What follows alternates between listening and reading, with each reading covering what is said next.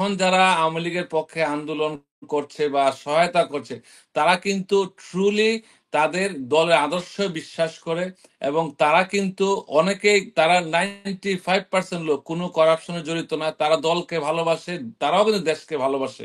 কিন্তু তারা কোনো যারা করাপশন করেছে হাজার করে, তারা কিন্তু মাঠে নাই আর। তো তারা কিন্তু এই সৎ, যারা করাপশন করে তাদের সৎ সাহস নয়, তারা কথা বললে জেলে যাবে।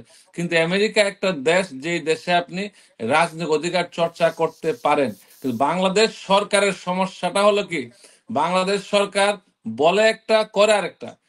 আমি বিগত অনেক ডেকেড গুলো বলে যাচ্ছি, বাংলাদেশ সরকার আইনে আছে, নির্বাচন কমিশন আইনে আছে, প্রবাসে রাজনীতি করা যাবে না। আবার দলীয় প্রধানগুলো যখন এই দেশে আসে, তারা বলে তারা রাজনৈতিক পরিচয় তারা নিয়ে তারা সম্বর্ধনা দিচ্ছে, মত বিনিময় করছে। তো ডুয়েল, তাদের ইন্টেনশন, ডুয়েল স্ট্যান্ডার্ড, এটা বাংলাদেশে বন্ধ। যদি সরকার আইন করে প্রবাসে বাংলাদেশে রাজনৈতিক দল করা যাবে না, দেন ডিফারেন্ট ইস্যু, তখন তাদের বিরুদ্ধে এখানেও দেশেও মামলা হইতে পারে।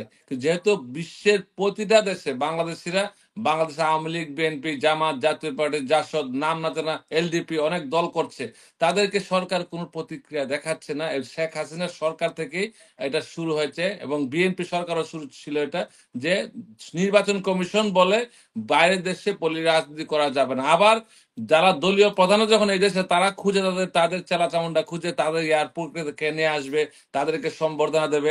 শেখ হাসিনাও খুঁজে, বিরোধী দলের প্রধানও খুঁজে, সবাই এটা খুঁজে। তো ওই ডবল স্ট্যান্ডার্ড বাংলাদেশে আইন পরিবর্তন করলে ওইগুলো আইনের মধ্যে নিয়ে আসতে হবে। আইন কমিশনের কাজ হওয়া উচিত এইগুলাকে ঠিক করার। দেন প্রবাসে আমরা দেশের স্বার্থে কাজ করব, কিন্তু বাংলাদেশের নোংরা রাজনীতি এখানে আমরা করতে চাই না। নোংরা রাজনীতি আমরা করতে চাই না, যেখানে মারামারি করব, কেউ জেলে যায়।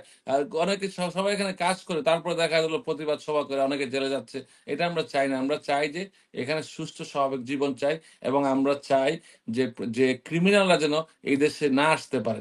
যারা ক্রিমিনাল, আমরা জানেন এখন আমাদের নিউ ইয়র্ক সিটির মেয়র থেকে যারা সবাই, গভর্নর সহ, আমরা ডেমোক্রেটরাও বলতে বাধ্য হচ্ছি, we don't want criminal in this country. ট্রাম্পের সাথে আমরা একমত হয়ে যাচ্ছি কোনো বিষয়। কেন হচ্ছে? কারণ দিস ইজ পাবলিক ডিমান্ড।